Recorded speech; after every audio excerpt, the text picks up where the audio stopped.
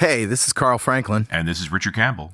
And before we start the show, we'd like to bring your attention to some cool conferences happening around the world. Specifically, NDC Sydney, happening August 14th through the 18th in Sydney, Australia. Now, I personally can't make it to Sydney this year, but you're going, right, Richard? Absolutely, I'm going, because Sydney. Yeah, awesome. I wish I could go. So go to ndcsydney.com and register now. And for more great NDC conferences, go to ndcconferences.com. Right.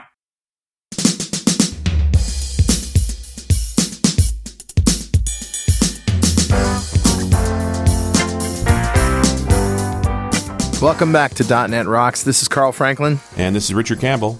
Really looking forward to this episode with Jonathan Stark. We're going to talk to him in a few minutes because I got a feeling we're going to be talking about pain. And I like talking about pain. I mean, we relate to it so easily. Yeah. I guess. How you doing, my friend? I got nothing to complain about, man. Sunny days, good times, all is well. I'm making some ketogenic fried fish for dinner tonight. Nice. For breadcrumbs, I use crushed pork rinds and Romano cheese. Mm-hmm. And I fry up some cod in olive oil. Oh, man, it's good stuff. Yeah, I am at a point now where I have different pork rinds for different purposes. There's crushing pork rinds. There's snacking pork rinds. Yeah, right. The ones you like to eat. You know who likes pork rinds? The dog. It's all about the dog, I can give the dog some pork rinds. It's like, this pig skin, you can have that. Right. So he knows when I start crunching on pork rinds, like, oh, something good. And then he's like, hey, get that guacamole out of here. None of that. Don't need none of that. Just give me the pork rind. Don't need nothing else. Yeah. But of course, you always need to keep a glass of water around with pork rinds because they're a little drying. They are desiccation. Yes. And it's very funny to see the dog eat a few of them, then look at me and then go over the water bowl and just slurp it down. It's like, okay. Consequences. Probably do good meatballs with them, though. Yeah, I don't know, but I do like the breading with them. I think it's a good technique. Good stuff. Well, all right. We've fooled around long enough. Let's roll the music for Better Know Framework. Awesome. All right, dude. What do you got? Well, I found this tool. I hadn't heard of it before and hadn't seen it, but it really is kind of neat. It's called Coralogics. Okay. And so this is 1444. So go to 1444.pwop.me. And you'll find it, Coralogics, CORALOGIX.com. And essentially what they do is they have a way to turn regular old log files, HTTP log files or whatever, into really interesting data. It analyzes these files. They have this algorithm called logregation. Nice. And here's what they say it does. It condenses millions of log entries into a narrow set of patterns by automatically analyzing each log record, then separating the constants from the variables. And essentially what you can do is get BI insight without actually having to do the work of looking for trends and looking for things. Well, it sounds like these guys have already done it, right? They've studied all these different kinds of flows and they've hit a spot where it's like, okay, I know how I can help you with this. Yeah, exactly. And that's pretty cool. Turning your logs into dashboards that actually tell you something, about your business, not about, the HTTP traffic, which is fine, but, sometimes you want to know more. It's all about finding the exceptions, right? Yeah. That sometimes often is a wheat versus chaff problem. So that's pretty cool. Yeah. And they can find those things. They can find the interruptions and the disruptions and the problems just by looking at the logs. It's pretty cool stuff. So nice. Again, I haven't used it. It just looks really, really interesting to me. So there you go. Know it, learn it, love it. Who's talking to us, my friend? Grabbed a comment off of show 1066. No, not the Battle of Hastings. This is from November of 2014 when we talked to John Stark. And we were talking about the digital watch at that time, right? That was, the beginning of the smartwatch craze. Look how well that went. And, but Christian Verwold's comment was really interesting, just because it speaks to, I think, a bigger problem. He says, I love this show, but I'm not going to go for the power belt. Because I think somewhere in that conversation, I think I mentioned I was on a Kickstarter, which I still haven't received, by the way. And this show is 2 years ago. Oh, no. That is like the whole belt is a big battery, so you can charge your devices. Yeah. But Christian's comment is, I don't want to have just another device that I have to recharge when emptied. Yeah. I've already got lots of those. 4 phones, 2 iPads, a slate. And then if I had a belt, which would be strapped to my trousers, Because if it wasn't, it'd look really weird. That's fair.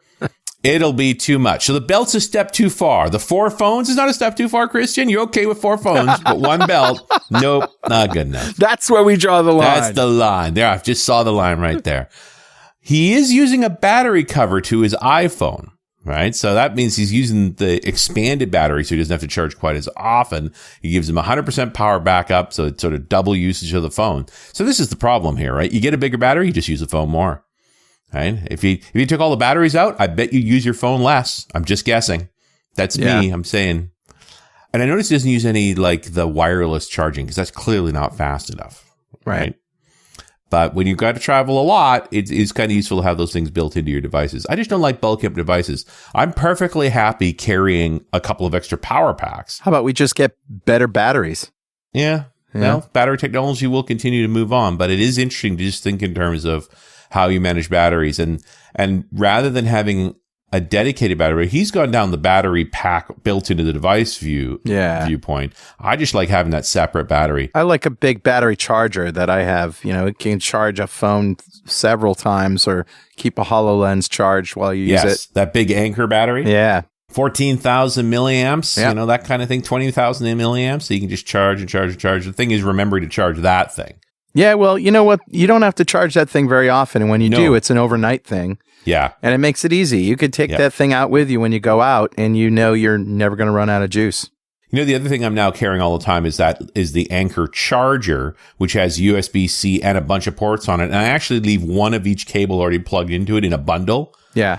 Right. The whole thing wraps together with a piece of Velcro. So I basically reach into my bag for this wad of power distribution. Right. Unwrap it, plug in one plug, and now I have something for the phone, something for the Kindle, something for the battery pack, something for my band. Like, it's just all of them. Brilliant. And I don't have to dig around. Yeah. Anyway, Christian, you obviously hit a hot button topic, but, we're recording on a Friday afternoon, so we are easily distracted. And a .NET Rocks mug is on its way to you. And if you'd like a .NET Rocks mug, write a comment on the website at .NETRocks.com or via any of our social media, because we publish every show to Facebook and Google+. And if you comment there and we read it on the show, we'll send you a mug. And definitely follow us on Twitter. He's at Rich Campbell. I'm at Carl Franklin. Send us a tweet. Don't worry, we turn notifications off on our smartwatches. Good one. So you don't have to worry about waking us up. All right, let's bring back to the show Jonathan Stark. Jonathan is a mobile strategy consultant who helps CEOs transition their business to mobile. Jonathan is the author of 3 books on mobile and web development, most notably O'Reilly's Building iPhone Apps with HTML, CSS, and JavaScript, which is available in 7 languages. His Jonathan's Card experiment made international headlines by combining mobile payments with social giving to create a pay-it-forward coffee movement at Starbucks locations all over the U.S. And he is also the host of a podcast called Ditching Hourly, which we're going to talk about today. Welcome back, Jonathan. Hey, thanks for having me. Thanks for being here. I can't remember who it was that turned me on to this podcast, Ditching Hourly. But the whole idea comes down to, all right, so you're a consultant, and it's your job to come up with a semi-reliable estimate for a particular gig. And what happens? You either make it or you don't. And more often than not, you don't. And the whole idea of giving somebody a fixed price is very scary to people. But you're basically saying, look, your incentives are mismatched with the customer's incentives, and they mistrust you automatically just because of that. And you really don't become a partner of theirs, you become a liability. Mm. Yes, an order taker. Yeah. So there's a thing that I refer to as the hourly trap, which is that hourly billing at the beginning of a project, forces is too strong a word, but I would say encourages everyone to have conversations about the wrong thing. So it's really no surprise that when projects don't turn out the way the client desired or the way that we expected. Yeah. So there's this kind of catch-22 where people are afraid to give a fixed bid to a customer because they're afraid of scope creep, because there's always a lot of scope creep. But it turns out, in my opinion, that hourly billing in the first place causes a lot of scope creep. Yeah. Because you didn't talk early on about what the desired outcome of the project was. You talked more about a punch list of features that they want you to build. Right. And as the project moves on and you get closer to the end, the client starts to realize that their goal, which was perhaps unstated because no one really brought it up, is not getting achieved, or the needle that they want to have moved isn't getting moved. So they start to give you different things to do. Or the list of features isn't quite what they thought it would be and not what you agreed to because of, snags that the developer may have gotten into along the way. Sure. Yeah, of course there are surprises, but I think that having a conversation about scope and how much work is involved and all the kinds of things that we talk about at the beginning of a project that we're going to bill hourly is really the wrong thing to talk about. And at the beginning of the project, you're talking about finding out why the customer wants to develop the software, why they want you to do it. And there's a whole bunch of questions that you essentially try to talk them out of hiring you. Tell us about that part of the process.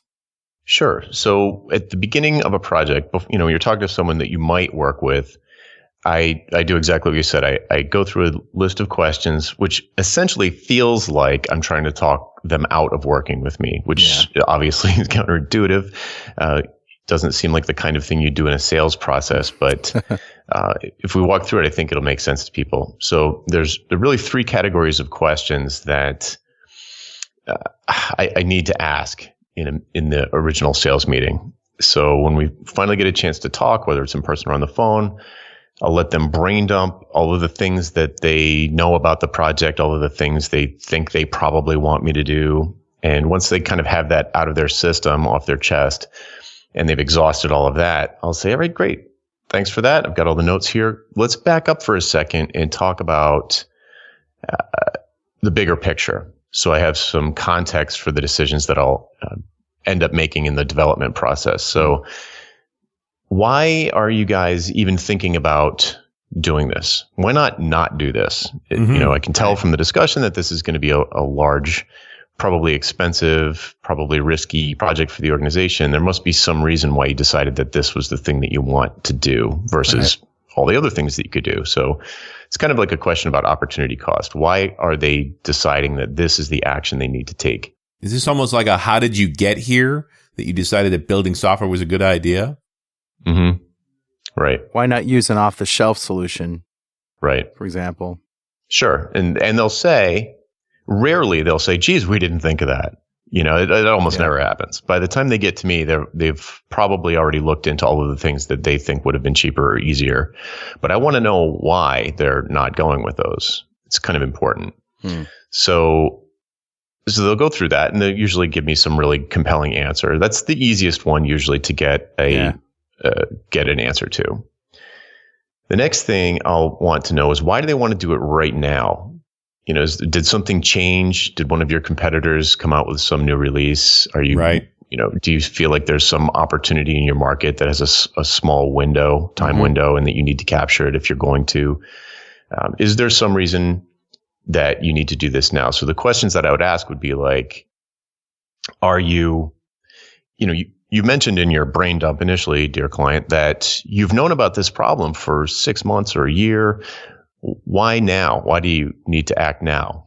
And they'll either say, well, we don't really, we're just, getting prices from people or whatever. They might indicate to you that there actually isn't any urgency. Yeah. Right. But more often than not, by the time they're reaching out to consultants, there is an urgency. And they'll say something like, our competitors just released this feature, or there's a new president in the White House who we think is going to change the regulations, or who knows what. There could be an opportunity or pain or some threat. But there'll be some reason why they don't want to put off the project for, 6, 12, 18 months. There's some urgency there. Right. And so, as they're giving me this information, I am furiously writing down their words in as much exact detail as I can. I want to capture their exact language, even if it's not quite right. Yeah. Sometimes people use technical terms in a way that is wrong, but I still want to capture exactly what they said. And you keep drilling down until they get to what it means to the business, right? Yes. Oftentimes they'll be vague Yeah, I want to be convinced that I can satisfy the customer. And there's a lot of things that go into that. So if I make it no secret that I'm expensive. And in fact, I'll joke about how expensive I am leading up to the meeting, leading up to the conversation, in the beginning of the conversation, so that they know. I might come flat out and say, look, I'm not the cheapest option here. Why are you guys talking to me? Right. Things like that will be coming up. I'll bring things like that up throughout my communications with them.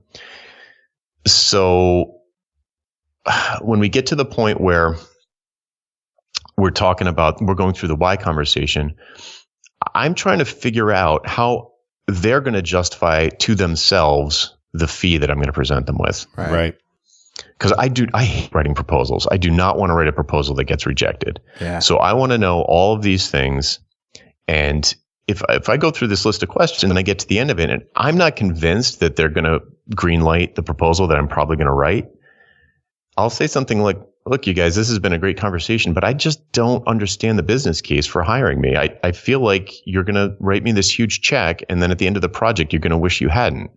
Right. I cannot figure out why you're pursuing this. Usually it doesn't come to that, but if I got to the end of an hour-long phone call and I still had no clue how I was going to deliver some kind of beneficial business outcome to the client, I'd come right out and say that. Yeah. And do you find most of the time it's like they've done development before, they know they need a more experienced person? Like what do you find in that scenario? Great segue into the third of the three categories of questions. So the first one is, why do this project at all? The second one is, why do this project now? And the third one is, why do this project with me? Right. So this last group is the one that, I have a coaching program for consultants, and this is the one that scares people the most. But what you really want to do is raise every objection to cheaper alternatives. Right. So if you say, look, in our conversation, you told me that you have an entire internal web team. Why not just have them do this project for you? Right. They could probably do it, maybe, or why not outsource this to, an offshore firm that charges 1/10 of what I charge? Mm-hmm. And like you said, a lot of times, or certainly the ideal clients will be like, no way, we've done that before. Yeah. That blew up in our face. Right. This is a very high risk project. It's very high profile. Yeah. There's a lot riding on this, and we really we want to go Mercedes. We're not looking for a Kia here. Yeah. Right. So there'll be plenty of people who are not the right client for you. Mm-hmm. That's one of the things with this approach, is that you can't work with everybody.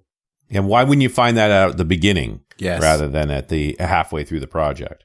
Yes, when they've spent the entire estimate and they can see that they've got 50% more to go if they're lucky. Yeah. Yeah.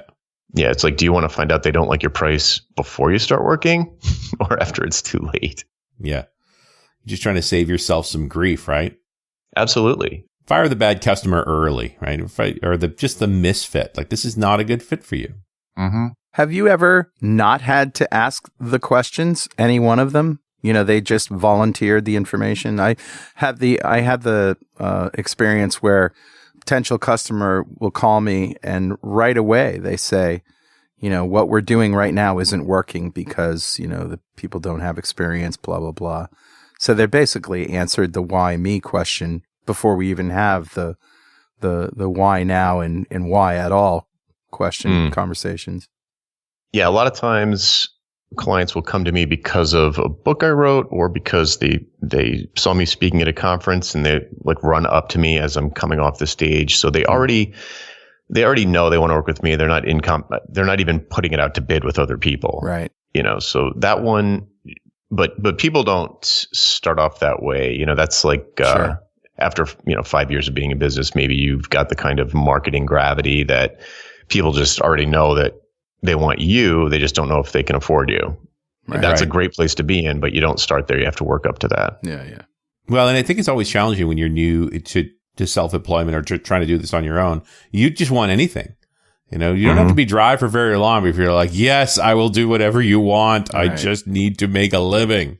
Mm-hmm. And that's not really a good position to be in when you're trying to negotiate a contract, is it? It makes it impossible to have a conversation like this because you're desperate. and they know it. It's so easy to smell desperation, the stench of desperation. There's no way to disguise it. You have to genuinely not need the work to have a conversation like this. Yeah. So I tell people when you're starting out, you're not going to do every sales process like this. Mm-hmm. You need to somehow have either a baseline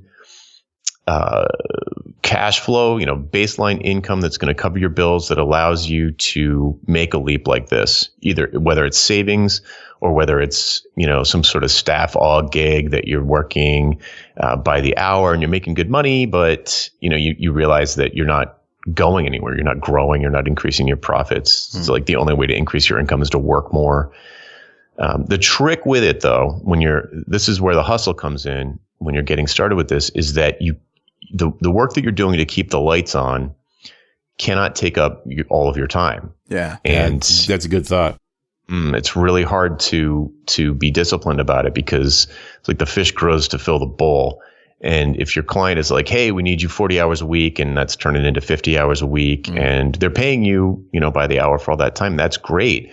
But you got to recognize that you are just kicking the can down the road, because when that project ends, you haven't been doing any marketing. You haven't been building your body of work. You haven't been doing anything to increase your reputation. Yeah. You've just been working inside of this company, doing what they tell you by the hour for money. And it's not, you might as well be an employee. Right. You are an employee. Hey, John, give us 1 second here to pay the bills. This episode of .NET Rocks is made possible in part by Windows on the Google Cloud Platform. You may not know this, but the Google Cloud Platform supports Windows Server 2008, 2012, and 2016. It also supports SQL Server versions 2012, 2014, and 2016 standard, web, and enterprise editions with high availability. You can deploy your ASP.NET Windows apps to Compute Engine or your ASP.NET Core apps to App Engine or Container Engine. That's Google's hosted Kubernetes environment. .NET and .NET Core libraries are there for all 200 plus Google.com and cloud services in NuGet, led by John Skeet of Stack Overflow fame. But what about Visual Studio integration? Oh, it's there. You can use Visual Studio to manage your GCP resources and deploy your existing apps. You get stack driver logging, error reporting, and tracing support for .NET and .NET Core. PowerShell commandlets for GCP, which run on Windows and Linux. And a great set of partners to bring your Windows and .NET workloads to GCP, including Capgemini, Neudesic, and Magenic. So go to gcp.netrocks.com and get your free trial today. And you're listening to .NET Rocks with Carl Franklin, Richard Campbell. We're here talking to Jonathan Stark about ditching hourly. And it's interesting that you can get yourself into this trap where you are an hourly person, whether you're self-employed or not.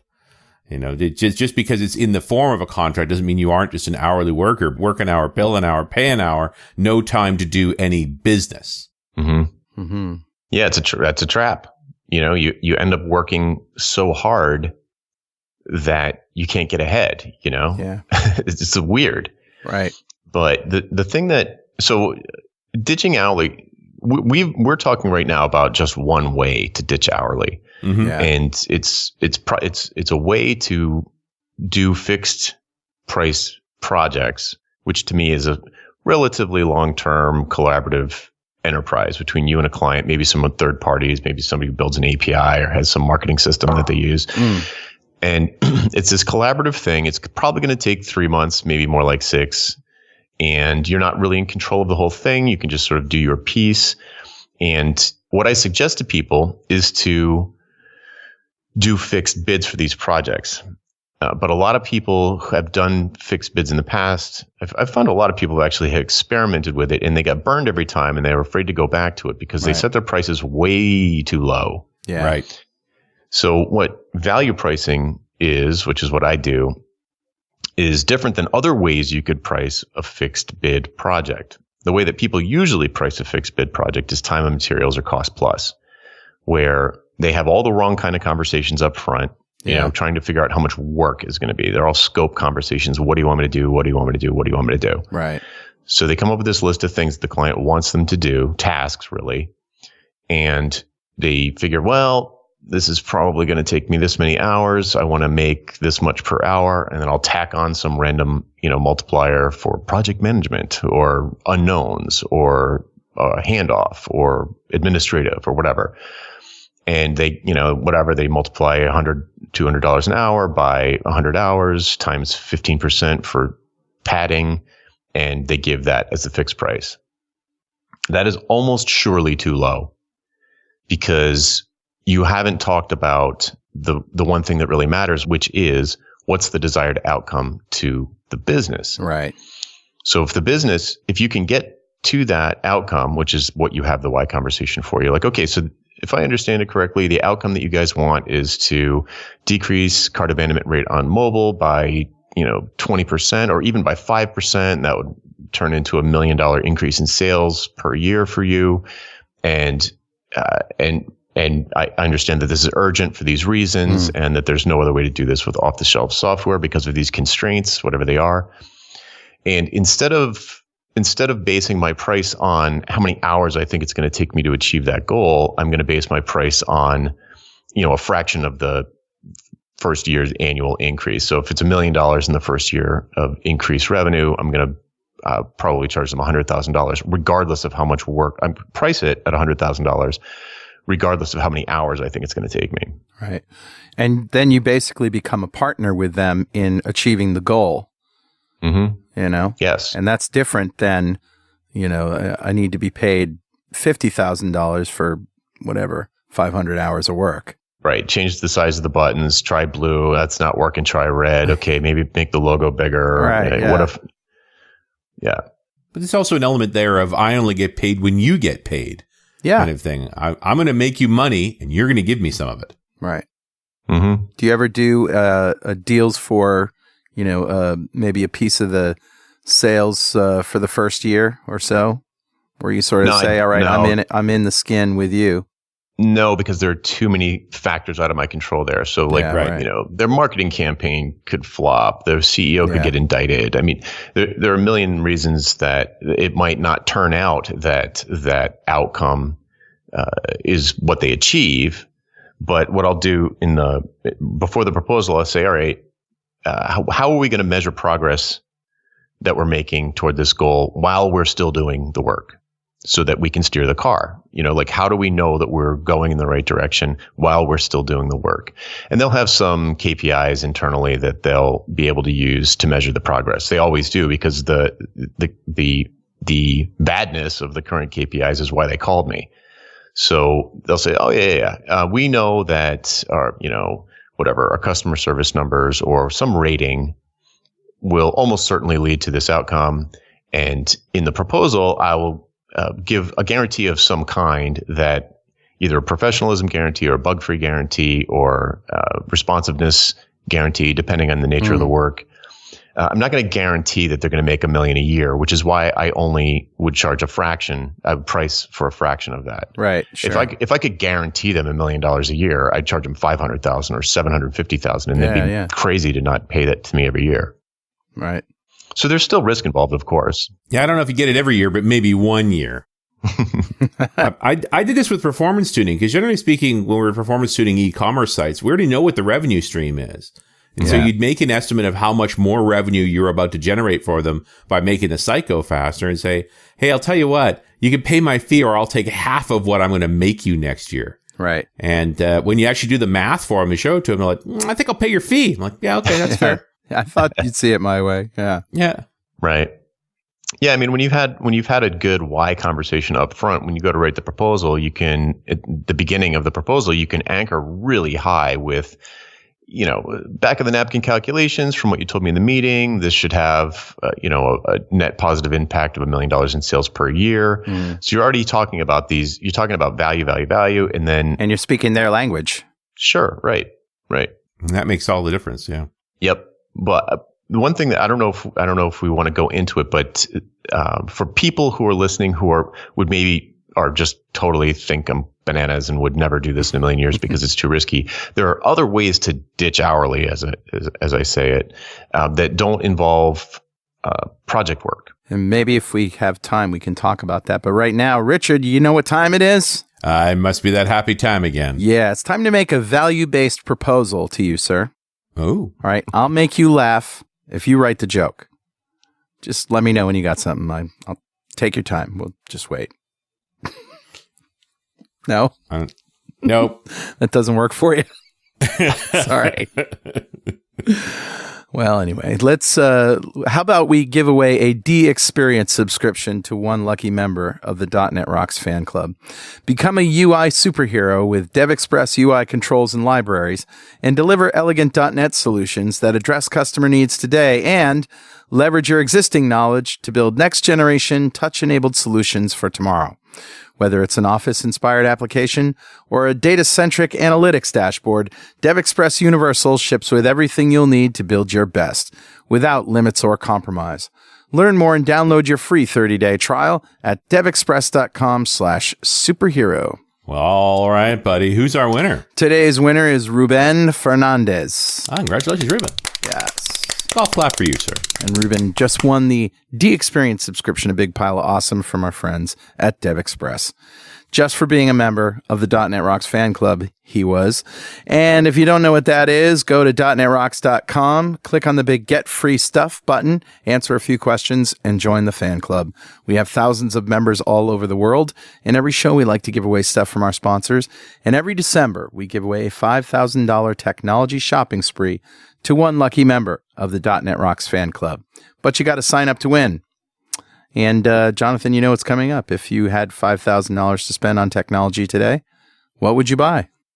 So, to be honest, I really had to think about this because the older I get, the less I'm into gadgets. Yeah. But there is one thing that I have been wanting, which is a full-on, top-of-the-line VR setup. Yeah. Nice. So something like, Oculus with like a killer PC rig behind it. But I actually have a friend who's got the HTC Vive, and she thinks that one's the best. She's tried them all. So for $5,000, you can get them all. Well, no, I don't think so. HoloLens. Well, yeah, the HoloLens is going to put a big old hole in that, but it's not really VR. But one big full bore PC, $2,500, maybe $3,000, and then at least a Vive and an Oculus, because they're less than $1,000 each. That's true. Yeah, I mean the computer's the expensive piece. Yeah. You've convinced me. Unless you put a Titan video card in there. Yeah, if you have an urge to drop $2,000 on a video card, wow. NVIDIA is there for you. Thanks, NVIDIA. Yeah, they're just looking out for you, man. We're giving you options. They sure are. Yeah. So, you've had this conversation that hopefully you've uncovered some of the motivation and maybe even some of the financial benefit that the company will get, and they're sold on you. Now they're waiting for a proposal. Now, at some point, you have to sort of figure out how much work it's going to be in a general ballpark, right? Yes, but it's usually comically small compared to the price that you're setting. Yeah. So not always, but it's pretty common. There are four. It depends on what you're doing, though. Yeah, sure. So they're really, for every client engagement, there are four phases. There's the initial diagnostic phase where, client comes to you and says, I've got a terrible stomach ache. My abdomen hurts. Okay, so let's diagnose that before we cut you open. For a fixed price, usually, right? Yes. So you do a diagnosis, and then the next phase is prescription. So you can say, okay, if you've got an appendicitis, then I'm going to send you to a specialist to have your appendix removed. If it's, fourth meal from last night's Taco Bell, then I'm just going to tell you to wait or maybe go to CVS and pick up like an antacid or something. Yeah. So, but I don't do either one of those things. I just say, okay, this is the diagnosis. Here's the prescribed course of action. Run with it. Yeah. The third phase is application of the therapy. And this is the thing that most software developers do. Right. They usually don't charge for the first two phases at all because they either don't do them and just accept the self-diagnosis from the client and just do the tasks that the client is directing them to do. Which means they really are working hourly. Yeah. And blind. Yes. And blind. or they give them away for free in the early stages of the project, and they think, well, I'm going to make all this money by the hour. It's going to take 6 months at least. I struck it rich, basically, or they're all excited at any rate. And so they do the implementation, and they, build, and then launch. Then everybody's happy. Okay, we're done. Yeah. And then the fourth phase, in the doctor analogy, the appendix is being removed. And then the fourth phase is reapplication of the therapy. So in the case of the doctor, that would be coming back for more checkups to make sure that there are no infections or whatever. But with software developers, this is where support and maintenance contracts come in, where people say, okay, now as your customer service reps have these sorts of issues, or they need the tab order and the fields changed or whatever, I'll fix those little tiny things. And if you think of those four phases, the most valuable ones are at the beginning. Yeah. And the value goes down, down, down toward the end. And you can tell that this is true by imagining who's going to be in the meetings. The early meetings, you're going to have the CEO, president, founder, chairman of the board. Right. The end, you're talking to like a customer service rep or like a junior developer. Yeah. Maybe you're not even talking to anyone. You're just taking stuff out of an issue tracker. So since most software developers, at least the ones that I work with, they usually do all of their work in the third stage and either don't do stages 1 and 2, or they do them for free. And then they think, oh, I'm going to get recurring revenue by selling support contracts to people I do project work for. It's like they're focusing on the least profitable aspect of the engagement and really need to focus on the more profitable stages, like diagnostic and prescriptive stages. Yeah. So to pull this back to figuring out your cost, the cost in terms of time, because that's really our only cost. We don't buy 2x4s or anything like that for our work. It's all time. So the cost of our time, the profit on our time is highest at the very beginning of that. So if I'm going to do a architecture diagram for somebody who is thinking about migrating from a homegrown WordPress solution to AWS, and they want some kind of migration plan and an architecture for the software in the cloud, that's maybe going to take me a week tops, not even a 40-hour week. Yeah. And I can charge like $5 or $10,000 for that. Sure. So your cost when you're doing really profitable work and you're solving a painful problem or capturing a very valuable opportunity, and you know what the goal is, you can usually use your clever optimizing software brain to come up with a shortcut. Yeah. Not a low quality shortcut, but like, hey, you were thinking about doing this giant thing. Why don't we just do this? Right. And come up with a way that you can, leverage an open source library that you created or one that you're aware of.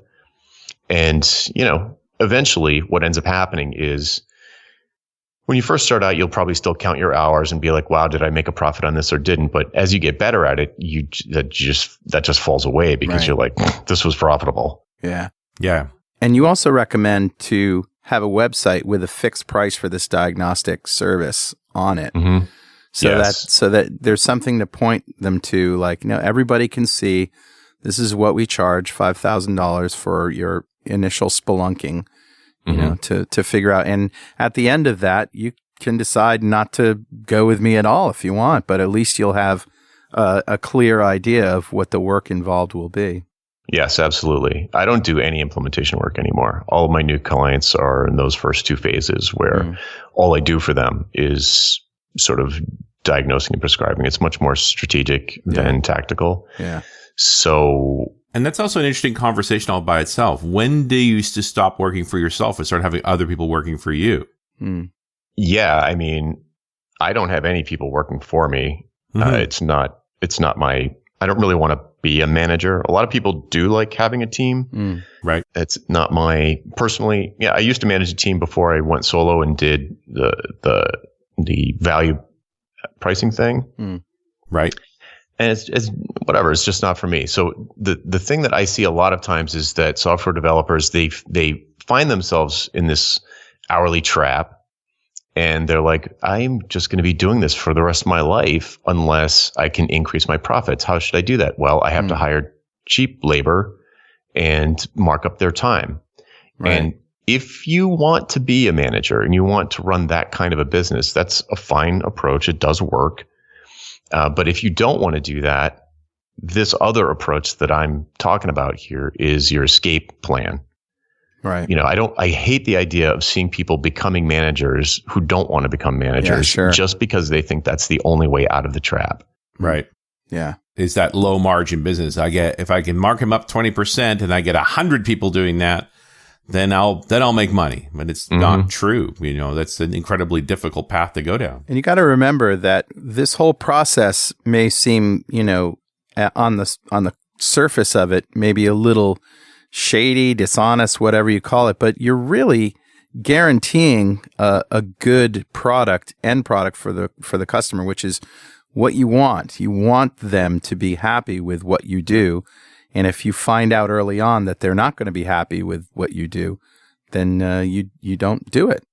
What I think is shady is launching into a project that you don't know what the desired outcome is, and then ending up billing the client more than they were willing to pay. That's shady. Yeah, you're right. Get it all out up front. Mm-hmm. But the other part of this is just because you worked an hour doesn't mean your value is an hour. The crazy thing about software is you can work 100 hours and provide no value to the developer, to the customer at all. And when you do provide value, you provide a tremendous amount of recurring value. Yeah. Our work has never been hourly. We're not flipping burgers. Right. When you flip burgers, you have to work an hour to provide value. Yeah. But when you write software, you work lots and lots of hours that provide no value before the whole thing comes together and you provide immense value. This has never been hourly work. You're right. We just tagged it as such. Well, and because, customers were willing to pay it, and I suppose that's the way it's been done. I want to talk about proposals now because I know this is a big subject for just a few minutes on a podcast, but I got the gist of your strategy for writing proposals, and it's give them 3 options in a proposal. And one of them is an estimate based on the number of hours you think it's going to take at a certain number of hours. Here's what our estimate is, but that's not a guarantee. And the other is a higher fixed price, but they pay up front. And the other one, I can't remember what it was, but can you explain that whole process? Sure. You're actually mixing 2 things together. So, okay. Yeah, but it's great though, because the thing that you're describing is how I suggest people try to convert themselves and their clients over from hourly to fixed pricing. And it's a transition phase. It's not even value priced. It's just a transition phase to get them off of hourly. Okay. And it's probably the better one to talk about. So you described it pretty well, actually. So for people who are maybe thinking about doing this, a client comes to them with probably an existing client comes with a new chunk of work, say, hey, we've got this little project. We need you to build a module on top of this other system you're familiar with. You say, okay, you do everything exactly the same way. Don't change anything about the way you work, the way you talk to them about it. It's too much to do all at once.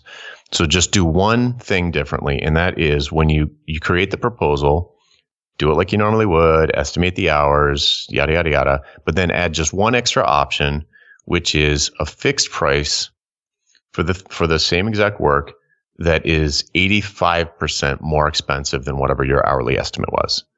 So if the hourly estimate works out to $10,000, you say, or you can pay me $18,500 and upfront, and there will be no clock ticking, there'll be no meter running. Absolute charge. Yes, it's a price like everything else you buy. Right. It has an actual price because an estimate is not a price. So, but everyone treats it like a price until you go over it. Right. Yep. So the beauty of doing this approach is that you're explicitly calling out that in an hourly situation, the client is taking all the risk. Yeah. And you are making it almost painfully clear that is the case, because you guys have probably, if anybody who's ever provided an estimate to someone in the past, they see that as the price, and they do. Yep. They're like, oh, it's going to be $10,000. And then when it's $15,000 and you come and say, well, the 10 was just an estimate, they're not going to go, oh, you're right. Yeah. What were That's we thinking? right. Yeah. Duh. So Yeah. you didn't estimate properly, is what you're saying. Another reason Right. for them to mistrust you. The finger pointing starts. Yeah. You didn't tell me about whatever. So the reason why I specifically say 85% as the premium is because if it's higher than that, so in other words, so let's say you estimate it to be 10,000, and then you say, okay, and then I'm going to commit to a fixed price of 18.5, and you go, oh no, it's too scary, I'm not going to do it. Then your 10,000 is way too low. Right. So fix that. Keep raising your hourly estimate until 18.5 or whatever the multiplied out value feels like safe. Yeah. And adjust your hourly estimate so that the difference is about 85%. And the reason why I wouldn't want someone to say, okay, it'll be 10,000 for the hourly estimate and it'll be 12,000 Right. for the fixed prices, because you'll almost certainly get killed. You're going to end up feeling like you're losing money. You're going to resent the client. You're going to hate me. Yeah.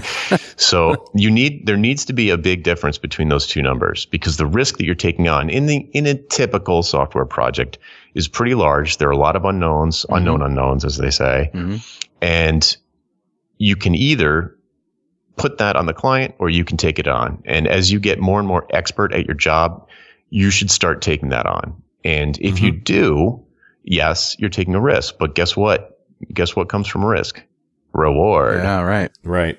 So if you're not taking any risks, which you're really not taking any risks when you're billing by the hour, you're not getting much reward. In fact, working by the hour is extremely unprofitable. It generates a lot of revenue, but very little profit. And it's disincentivizing you, right? To actually be more efficient as a developer, to find better tools and to do things the right way.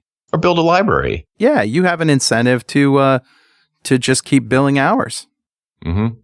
Yeah, why would you create an open source library? Why would you look for a plugin that achieves the customer's goal? Yeah. When, it doesn't make there's no financial incentive for you to Save time. think about it in any other way. Right. There's a strong disincentive. This will cost you as the hourly biller money. Right. Yeah. It's against your self-interest. So everybody I talk to, they're, people who bill by the hour are not immoral or unethical. No. But it's impossible to understand until you feel it. It's impossible to understand the difference between billing by the hour, working on a project hourly, and working on a project where you don't get any more money at the end if this takes too long. Right.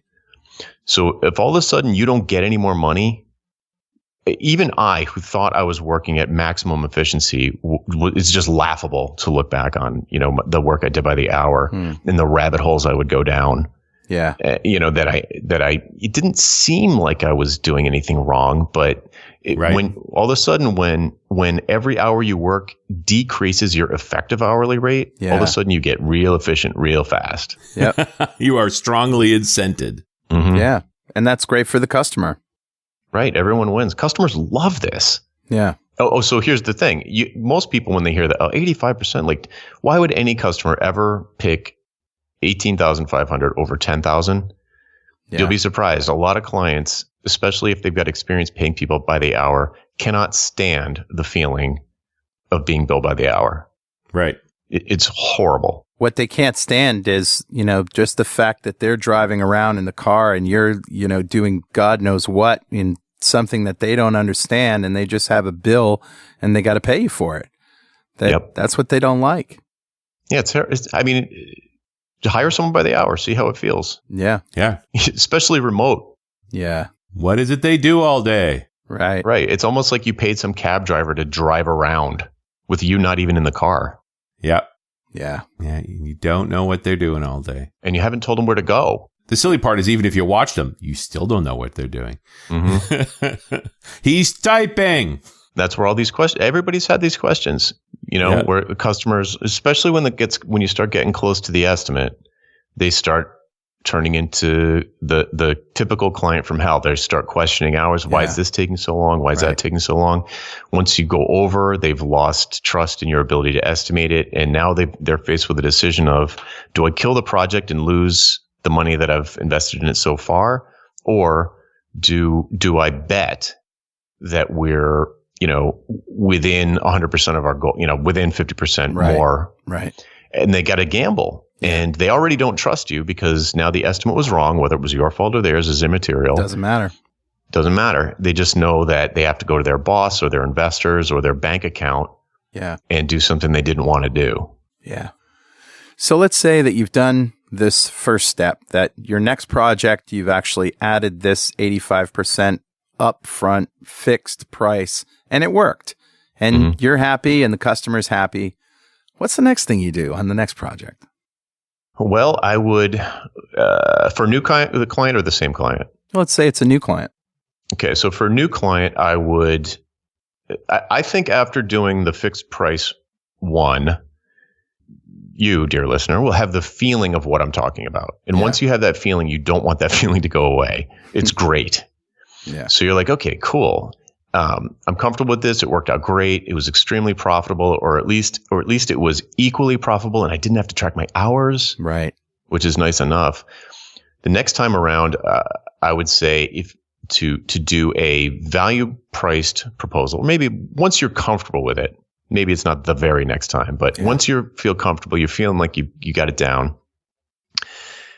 have that why conversation. Forget about what they want you to do. Figure out why they want you to do it. And ask those three groups of questions. And then in that proposal, what you're going to do is reflect back to them everything they told you in the meeting. Right. Here's why you have to do this. Here's why you have to do it now. Right. Here's why you have to go with me. Right. Like, these are the reasons. You can't go with something cheaper that we talk, you can't go with these cheaper alternatives. You're going to need to get someone like me, And so your competition, you become like a monopoly because the alternatives that they have to choose from, they start to disappear. Yeah. They've already ruled out 90% of the competition out there. So in that proposal, I say give exactly three options. So the first option will be the thing that you talked about in the meeting. So whatever goal that they wanted to achieve, that'll be the first thing. And you'll put in some deliverables that were discussed just so that people understand that you've listened to them and you heard them. But you're going to focus on the outcomes, the benefits they're going to get from that work. So that'll be option one, and it'll have some fixed price.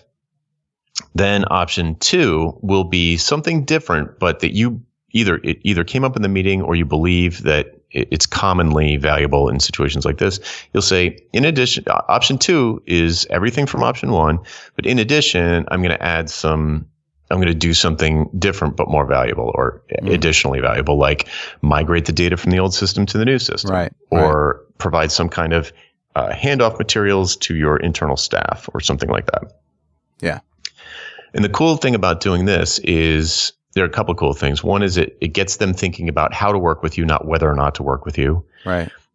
It gives them something to relate the prices to. So you need people are horrible at determining absolute value, but they're really good at determining value between choices, or which is the optimal choice for them. So if you don't give them choices, they're going to have to find some other price from somewhere else to compare your price to. Yeah. So it keeps them kind of like just considering you, not necessarily looking for comps, in other words. Yeah. And the paradox of choice is pretty big on the always provide three choices and expect them to take the middle one. Yes. Right. So you can affect that with the pricing curve that you use, but usually you're going to try and push them into option two. So option, because your psychology is usually going to go that way anyway. Right. So option one, usually, let's say option one is 1x. If you want them to pick option two should be like 2.2x or thereabouts. Mm-hmm. So a little bit more than double option one. And then option three would be like 5x. Yeah. So it's like a home run price that if you've completely underestimated the value to them, or maybe even underestimated how much they trust you or how much they want you, or maybe how much their budget is, they might just go, here, take all our money, take as much money as you'll take. Yeah. And we want the complete concierge treatment. Right. Usually that doesn't happen. Usually you've got a pretty good idea, and option two is what they're going to end up doing. And this is solely based on their goals, right? Their primary goal should be solved in option one. With option two, maybe there's some, as you say, some extra things that will also increase their value and maybe set them up for flexibility in the future. And maybe option three is just like the full blown. If we could no holes barred, do everything that we possibly want. There you go. Yep. Yeah. So usually what I do is the farther up the curve you go, the farther up the options you go, the more of my direct attention they get. Yeah. All the things will be different. Like everything, like option 2 is not more of option 1. Right. It'll be something different. And then option 3 will usually be like, hotline to me for 3 months after Retainer. the project. Yeah. Yeah. Yeah. And you also say, don't put the prices with the options in the proposal. Put the prices at the end of the proposal, right? Yep. Absolutely. Yeah. So the thing with people will oftentimes want to jump straight to the prices. Yeah. So this is, if you want to talk about anything tricky that I do, this is probably the trickiest thing I do, which is that I will put a $ early in the proposal that is related to the value that they have told me that they expect that they think they're going to get out of this. Right. So let's say it's $1 million. Right. The first $ they're going to see in that proposal is going to be on page 2 in the project description or the project overview. It's going to be like, roughly you feel like this should make $1 million impact on your business. So their eyeball is scanning for dollars and like, oh, $1 million, yikes. Oh, wait, that's just him talking about the value. That's not the price. Okay, Yeah, great. Right. But it also sets that number in the head. Any number lower than that is a better number. Mm-hmm. Yeah. Anchoring. So when they get down to the options, then it's like, because I don't want them really focused on the prices. I want them to think about the options. So if they just skip everything looking for the next $, they're going to go all the way to the end. And at the end, it's going to say option 1 is going to be $10,000. Option 2 is whatever, 22,000. And option 3 is 50,000, but with no other explanation. So So they have to read it. Yeah. They have to read the proposal. Exactly. Yeah, so important. They can go, all right, what's option 1? Now I got to compare these things. Now all of a sudden they're comparing options to options instead of being like, instead of just jumping to the end and seeing $50,000 and getting sticker shock and just saying this guy's crazy, we're going with someone else. And we should note that it's been very successful for you. In fact, I'm really, really ultra impressed at how you've been able to use this and generate tons of happy customers, based on what was in your podcast and in your email course. Mm-hmm. Can you just give us a little bit of a resource where we can go find this stuff and your podcast and your course by email and all that? Sure. The course is the best place for people to get started, which is you can find at valuepricingbootcamp.com. Mm-hmm. And it sort of walks you through a lot of the stuff we talked about here in a little bit more detail. And you can, within that course, you'll get links to things like my 5-page proposal template and my book, Hourly Billing is Nuts, which I published last summer. Yeah. The podcast is called Ditching Hourly. You already mentioned that, but really the best place to start is valuepricingbootcamp.com. And it's a free course, isn't it? And you just send emails one a day and with different chapters to give people enough time to digest it. And it's been really great. Cool. Yep. Yeah. Glad to hear it. Jonathan, thanks very much. This is invaluable stuff, and I'm really glad I stumbled across it. Excellent. Thanks for having me on. I really appreciate it. You bet. And we'll see you next time on .NET Rocks.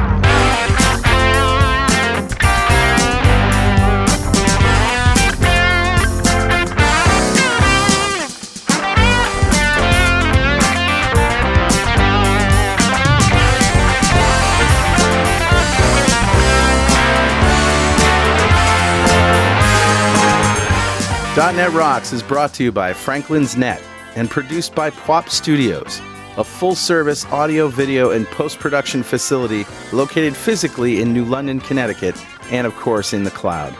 Online at pwop.com.